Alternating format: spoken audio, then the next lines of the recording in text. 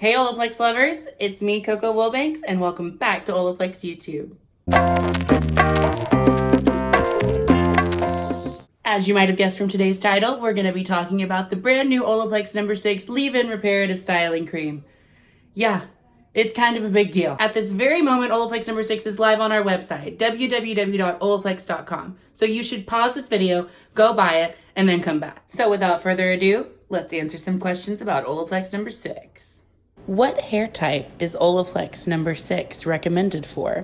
The answer is it's for all hair types. OLAPLEX No.6 is going to work for you no matter what your hair type is. Just remember that a little bit does go a very long way. Will OLAPLEX No.6 weigh my hair down? Well, not as long as you use the amount we recommend. Here, let me show you. So perhaps try starting off with this versus this.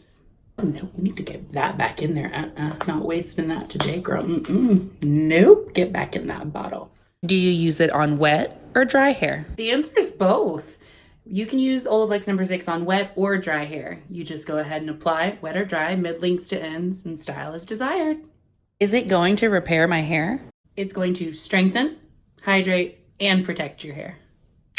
Can I use OLAPLEX No.6 every day?